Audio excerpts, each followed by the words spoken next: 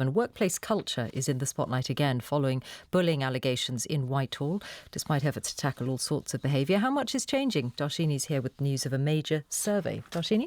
Michelle, thank you. Yes, according to the Global Institute for Women's Leadership, a failure to change attitudes may be holding women back at work. In a survey of over 20,000 people, it found that, for example, over a quarter of men thought it was acceptable to tell stories or jokes of a sexual nature in the office, while 1 in 6 men believe a woman's career will suffer if she talks about her family life. Well, let's get more on this. Julia Gillard is, of course, the former Prime Minister of Australia. She's also the chair of the Global Institute for Women's Leadership. Good morning to you. Good morning. This is quite a revealing survey, isn't it? Because we've got companies falling over themselves to tell us how they're championing women as we come up to International Women's Day. But frankly, it doesn't look like much is changing in reality.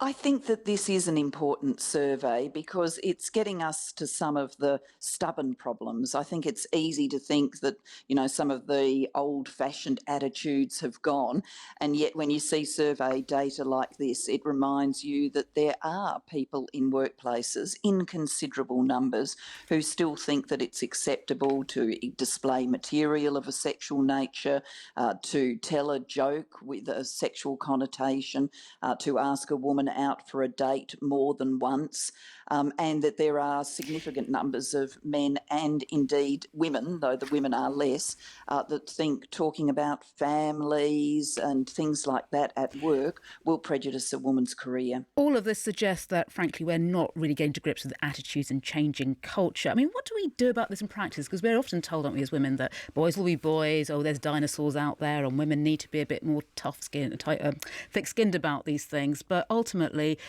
where should the action be, and does it have to start even before women get into the workplace? Well, dinosaurs did go extinct, so I think we should take some comfort from that.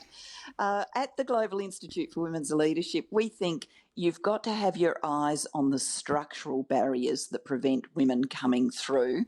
So the various ways that women are discriminated against, whether it's being considered for promotion or training or balancing work and family life, or even at an earlier stage of whether they've not studied the science and technology and math subjects that are so important to work now.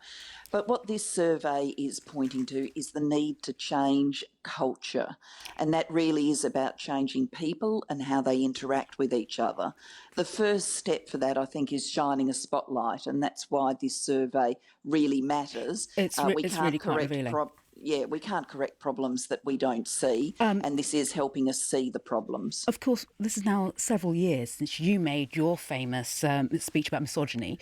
Yesterday, we had the one remaining female candidate for the US presidency withdrawing from the race, saying that little girls are going to have to wait 4 more years to see at least 4 more years to see a US female president. Is politics changing at all? And when you look at that particular profession, would you advise young women today to go on to aspire to be political leaders? Oh, I would absolutely say to young women, if you've got a passion for change, a passion for politics, go for it. I am a huge believer that politics gives you more of an ability to change your nation and to shape our world than almost anything else. So no go regrets, for it. No regrets, despite what you've been through yourself? Oh, no, zero. I would do it all again in a heartbeat. But what I also say to young women is I don't want to insult their intelligence by pretending it's all perfect, it's all fine, there's no gendered bit. There continues to be discrimination.